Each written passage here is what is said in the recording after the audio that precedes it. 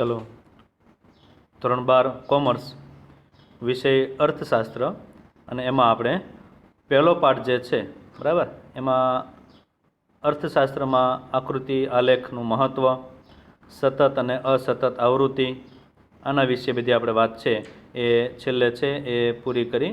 અત્યારે જે છે એ અત્યારે આપણે એ આકૃતિ અને આલેખ દોરતી વખતે ધ્યાનમાં રાખવા જેવી બાબતો કે જે આપણને પરીક્ષામાં એ ખાસ પૂછાય છે, એટલે આપણે યાદ રાખવાનું છે. પ્રશ્ન આવો છે, આકૃતિ અને આલેખ દોરતી વખતે ધ્યાનમાં રાખવા જેવી બાબતો જણાવો. બરાબર, તો કેટલી બાબતો આપણે ધ્યાનમાં રાખવાની છે કે જ્યારે આપણે આકૃતિ અને આલેખ દોરીએ ત્યારે. તો એ બાબતો જે છે એમાં જોઈએ, આકૃતિ અને આલેખનો હેતુ વિશ્લેષણ અને સરખામણી કરવાનો હોવાથી દરેક વખતે જોઈએ તો કેટલીક બાબતોને આપણે ધ્યાનમાં રાખવાની છે, જે આપણે ધોરણ 11માં પણ થોડુંક આના વિશે શીખી ગયા છીએ. વિડીયો લેક્ચર જે છે એમાં પણ આપણે એ જોઈ ગયા છીએ. આકૃતિ અને આલેખના પ્રકારની પસંદગી અને રજૂઆત. સૌથી પહેલાં તો જ્યારે આપણે આકૃતિ કે આલેખ દોરીએ ત્યારે એનો પ્રકાર અને પસંદગી છે એની કરવાની છે, કે આકૃતિ દોરવાની છે કે આપણને આલેખ. પરીક્ષામાં આપણને સ્પષ્ટ આપેલું જ હશે કે ભાઈ આકૃતિ દોરવાની છે અથવા તો આલેખ હશે, એટલે એ નક્કી આપણે કરવાનું છે નહીં. એ આપણને સ્પષ્ટ આપેલું હોય છે અને એ જે કીધેલું હોય છે એ જ આપણે આલેખ કે આકૃતિ દોરવાની છે. બરાબર, કોઈ પણ ચિત્રને વધુ આકર્ષક અને અસરકારક બનાવવા માટે તેના પ્રકારની પસંદગી મહત્વની બની જાય છે. દાખલા તરીકે કેટલીક માહિતી વિભાજિત સ્તંભ આકૃતિ તથા વૃત્તાંશ આકૃતિ બંને દ્વારા પણ રજૂ થઈ શકે. વિભાજિત સ્તંભ આકૃતિ આપણે જોઈએ ને કે એક આખો સ્તંભ દોરવાય છે અને એ સ્તંભ 100% છે એવું માનવાનું. પછી એમાંથી ખેતી, ઉદ્યોગ અને સેવા એવા અલગ અલગ આપેલા હોય. બરાબર, તો જે ટકાવારી આપેલી હોય એક જ સ્તંભમાં આપણે દોરવાની, ત્રણેયનો કુલ સરવાળો આપણે જ્યારે કરીએ ત્યારે એ 100% થતું હોય એને વિભાજિત સ્તંભ આકૃતિ કહીએ છીએ. વૃત્તાંશ આકૃતિ એટલે કે વર્તુળ સ્વરૂપે આવે છે ને, ગોળ આપણે દોરીએ ને વર્તુળ સ્વરૂપે, એ તમને જે વિડીયો લેક્ચર મોકલેલો છે એમાં છેલ્લી આકૃતિ છે તે, અને આમાં પણ આપણે આકૃતિ એ આવશે. એ બંને દ્વારા પણ રજૂ થઈ શકે, પણ આપણને સ્પષ્ટ કીધેલું જ હશે કે વિભાજિત સ્તંભ આકૃતિ, પાસેની, સામયિક કે પછી વૃત્તાંશ, તો આપણે એ જ દોરવાની છે. તો બેમાંથી કઈ આકૃતિ રજૂઆત વધુ અસરકારક બને એ માટેની પસંદગી કરવી જરૂરી બને છે. ત્યાર પછી તે સ્પષ્ટતા. ચિત્રની સ્પષ્ટ એ રજૂઆત અને સ્પષ્ટ અને સ્વચ્છ રીતે હોવી જોઈએ. વિવિધ વિભાજનોનો અલગ રંગ કે શેડ દ્વારા દર્શાવવા જોઈએ કે જેથી દરેક વિભાજન દ્વારા વ્યક્ત થતી માહિતીની વિગતો દર્શાવવી જોઈએ. અલગ અલગ જ્યારે વિભાજિત આપણે દોરીએ છીએ કે પછી પાસેની દોરીએ છીએ ત્યાં દરેકનો માનો કે સ્ત્રી અને પુરુષનું પ્રમાણ હોય, ગરીબી અને બેરોજગારીનું પ્રમાણ છે, તો એ બેનો જે શેડ છે, રંગ, એ અલગ અલગ દર્શાવાય છે. બેમાં ડિઝાઇન પણ અલગ અલગ દર્શાવાય જેથી બે વચ્ચેનો ભેદ આપણે સરળતાથી સ્પષ્ટ રીતે સમજી શકીએ. ત્યાર પછી છે ચોક્કસ સ્કેલ માપ. આંકડાના આધારે આકૃતિ કે આલેખનું સ્કેલ માપ લેવું જોઈએ તેથી તે ચિત્ર યોગ્ય કદનું બને. સ્કેલ માપ. અતિશય આલેખ મોટો પણ ન હોવો જોઈએ અને અતિશય નાનો પણ ન હોવો જોઈએ, સપ્રમાણ હોવો જોઈએ. આકૃતિ કે આલેખની બંને ધરી પરની વિગતો સ્પષ્ટ દર્શાવવી. એટલે કે તો કે આકૃતિ હોય કે આલેખ હોય તેની બંને ધરી પરની વિગતો સ્પષ્ટ રીતે દર્શાવવાની છે. આપણે જાણીએ છીએ કે આલેખ આપણે જ્યારે દોરીએ ત્યારે એમાં બે ધરી આવે, એક OX ધરી અને એક OY ધરી. આડી છે ને એ X ધરી છે અને ઊભી હોય તે Y ધરી છે. હંમેશા યાદ રાખો, પછી ભલે આંકડાશાસ્ત્ર હોય કે અર્થશાસ્ત્ર હોય. X જે છે ને એ આડી ધરી ઉપર જ આવે અને ઊભી ધરી ઉપર Y જ આવે. X છે એ સ્વતંત્ર ચલ છે, એવું આપણે ધોરણ 11માં શીખી ગયા. બરાબર ને, ચલ જે છે ને એ X એ હંમેશા સ્વતંત્ર ચલ છે જે આડી ધરી ઉપર આવે. Y એ પરતંત્ર ચલ છે જે ઊભી ધરી ઉપર આવે. X ધરી ઉપર વર્ષ કે માસ, બરાબર, એ જ આવે, એવું આપણે યાદ રાખી લઈએ. તો બાકીનું જે કાંઈ વધ્યું એ બધું વાય ધરી ઉપર આવે. તો આપણો આલેખ ક્યારેય ખોટો ન હોઈ શકે, અને આલેખ જો ખોટો ન હોય તો એનું વિશ્લેષણ પણ ક્યારેય ખોટું હોઈ શકે જ નહીં. આંકડાકીય માહિતીનો સ્ત્રોત. આકૃતિ કે આલેખ જે આંકડાકીય માહિતી માટે રજૂ કરાયા હોય તે માહિતી તથા તેનો સ્ત્રોત દર્શાવવાથી આકૃતિ કે આલેખની વિશ્વસનીયતા વધે છે અને તે ચિત્ર વધારે વિશ્વસનીય એટલે કે અધિકૃત બને છે. આંકડાકીય માહિતી ગણવાની રીત દર્શાવવી. જ્યારે માહિતી સ્વયં સ્પષ્ટ ન હોય, આંકડાશાસ્ત્રની મદદથી તેને સ્પષ્ટ બનાવાઈ હોય, તો એના આધારે ચિત્ર દોરાયું હોય, તો સ્પષ્ટીકરણ માટે વપરાયેલા આંકડાશાસ્ત્રના સાધનોની ખૂબ જ ટૂંકી વિગત પણ દર્શાવવી જોઈએ. આકૃતિના પ્રકારો આપણે જોઈએ. ચિત્રાકૃતિ, છૂટાછવાયા બિંદુ અને વિકિરણ દર્શાવતી આકૃતિ. તમને પરીક્ષામાં ક્યારેક પૂછાય છે કે આકૃતિના પ્રકારો જણાવો. તો આકૃતિના જે પ્રકારો જે છે એ આપણે એટલા આપ્યા છે, એ આપણે ખાસ યાદ રાખવાના છે.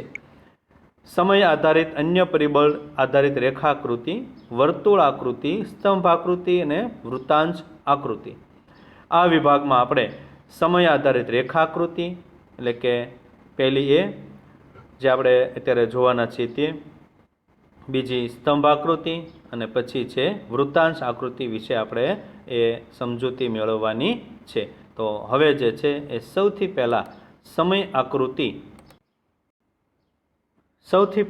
સમય આધારિત રેખાકૃતિ વિશે આપણે જોઈએ. સામાન્ય રીતે રેખાકૃતિ બે ચલ વચ્ચેના સંબંધની રેખા અને તેનો ઢાળ દર્શાવે છે. દાખલા તરીકે માંગ રેખા અને પુરવઠા રેખા જે આપણે શીખી ગયા છીએ. આ પ્રકારની આકૃતિમાં સ્વતંત્ર ચલ એક્સ, ફરીથી કહું છું, આ પ્રકારની આકૃતિમાં સ્વતંત્ર ચલ એક્સ ધરી ઉપર અને પરતંત્ર ચલ વાય ધરી ઉપર દર્શાવાય છે.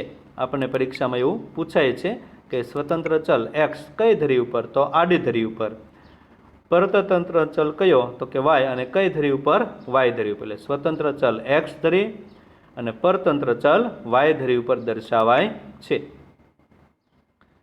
સમયના સંદર્ભમાં કોઈ એક ચલના સ્વયં સ્પષ્ટ વલણો દર્શાવતી આકૃતિ અર્થશાસ્ત્રમાં વારંવાર વપરાય છે. દાખલા તરીકે વિવિધ વર્ષોમાં વસ્તીની સંખ્યા, વિવિધ વર્ષોમાં ફુગાવાનો દર, વિવિધ વર્ષોમાં સાક્ષરતાનો દર વગેરે.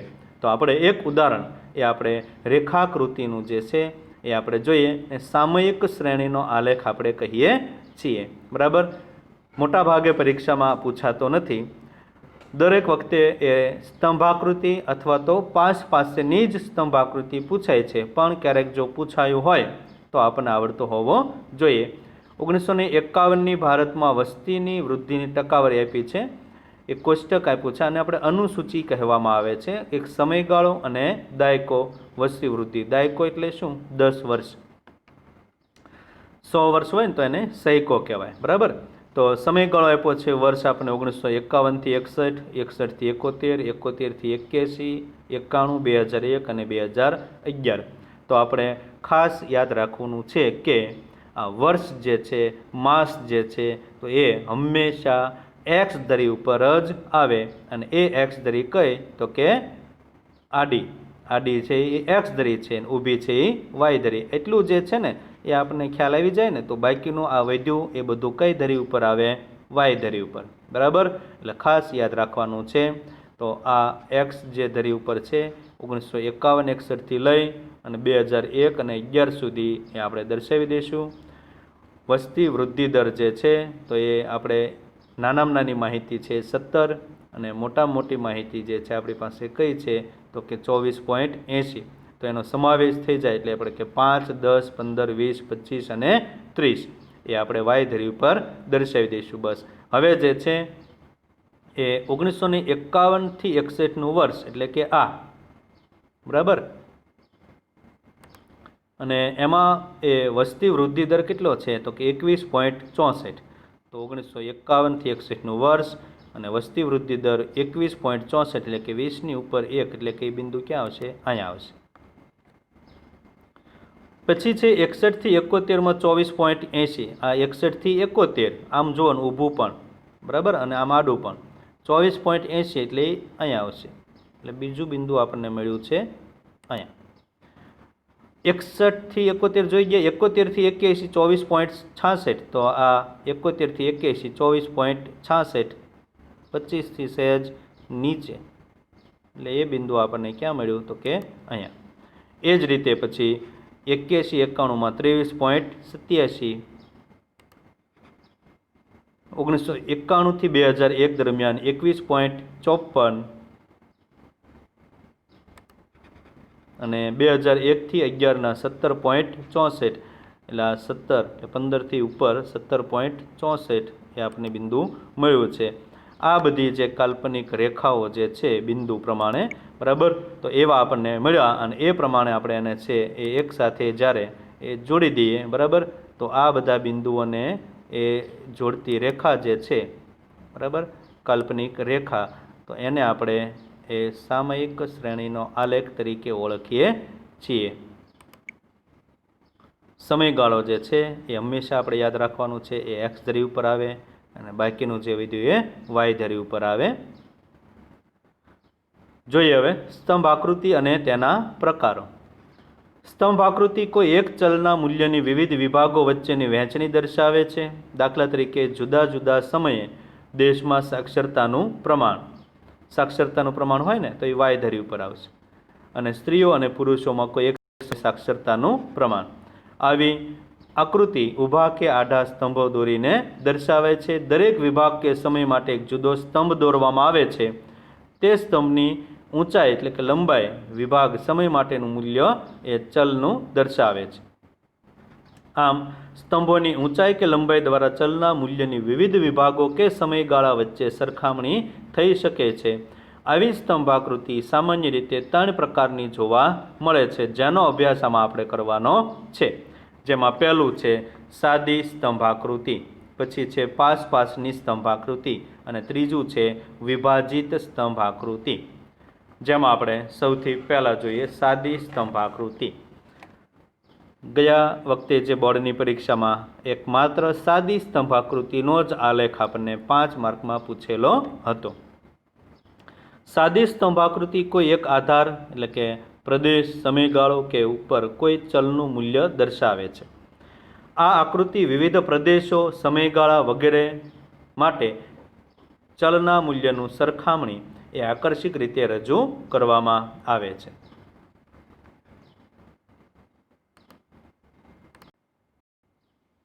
જેમાં આપણે જોઈએ તો એક આપણને માત્ર સાદી સ્તંભ આકૃતિ આપેલી છે કે કોઈ એક દુકાનમાં દર 2 મહિનાના ચોકલેટનું બોક્સનું વેચાણ તો કે કોષ્ટક આપણને આપેલું છે બરાબર આ મહિનાઓ છે એટલે કે માસ આવ્યું માસ અને વર્ષ એ હંમેશા કઈ ધરી ઉપર હોય એક્સ ધરી ઉપર હોય આડી ધરી એક્સ ઉપર એટલે એ બધા એ મહિનાઓ દર્શાવી દીધા છે વેચાણ તો કે 30 થી લઈ બરાબર અને 65 સુધીનું છે તો 10 20 થી લઈ અને 70 સુધીનું વાય ધરી ઉપર આવી ગયું તો આ જે છે એ પ્રમાણે માત્ર હવે તો કે જાન્યુઆરી અને ફેબ્રુઆરીમાં તો કે આ જાન્યુઆરી અને ફેબ્રુઆરી એમાં એ વેચાણ કેટલું છે તો કે 35 એકમોનું તો આ જાન્યુઆરી અને ફેબ્રુઆરી વેચાણ છે 35 એટલે 30 અને 40ની વચ્ચે બરાબર તો અહીં 35 આવ્યું ને તો આ એનો એક આપણે બિંદુ મળ્યું જે આપણે સ્તંભ જે છે એ ઊભો દોરી નાખવાનો છે એટલે આ ઊભો સ્તંભ જે છે એ આપણે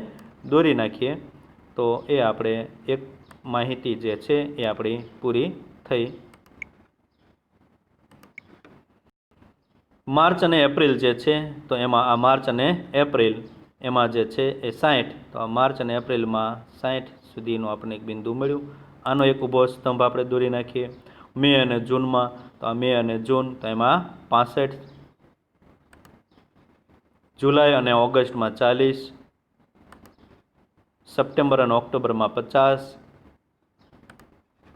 નવેમ્બર અને ડિસેમ્બરમાં 30 તો આ આકૃતિ આપણે આલેખ આપણે જે દોર્યો બરાબર છે વેચાણ જે આપણે બ્લેન્ક કર્યું છે ને કાળું તો એ આપણે અહીંયા એ આપણે સંજ્ઞા પણ દર્શાવી દીધી તો આ આલેખ જે દોરેલો હોય એના ઉપરથી એ આપણે સરળતાથી સમજી શકીએ છીએ કે ભાઈ કયા મહિનામાં એ ચોકલેટ બોક્સનું વેચાણ વધ્યું છે કયા મહિનામાં ઘટ્યું છે આ સરળતાથી આપણે સમજી શકીએ છીએ અને બીજાને આપણે સમજાવી પણ શકીએ છીએ બરાબર તો એ આલેખ છે એ સરળતાથી એ આપણે સમજવો હોય તો આપણી પાસે આંકડાકીય માહિતી હોવી જોઈએ. કેટલું બધું લખેલું હોય એ બધું યાદ રાખવું એની કરતાં સરળતાથી આપણે એ આલેખને એ સરળતાથી સમજી શકીએ છીએ અને બીજાને સમજાવી પણ શકીએ છીએ. આ જે છે એ આ માત્ર સ્તંભ આકૃતિનો આપણે જોયો, સાદી સ્તંભ આકૃતિ. પછીનો છે પાસ પાસેની સ્તંભ આકૃતિ. એના પછી છે વૃત્તાંશ આકૃતિ. તો આ બધી બાબતો જે છે એ આપણે અગાઉના જે એ ધોરણ 11નો એક વિડીયો લેક્ચર હતો જે તમને મોકલેલો હતો એમાં સ્તંભ આકૃતિ, પાસ પાસેની સ્તંભ આકૃતિ અને વૃત્તાંશ આકૃતિ એનો વિડીયો એમાં મોકલેલો છે જ તે, બરાબર. તો એ જોઈ લેજો અને એના પછીની વિગતો જે છે એ હવે પછી આપણે લેશું, બરાબર. અહીંયા સુધી આપણે આ લેક્ચરને રાખીએ.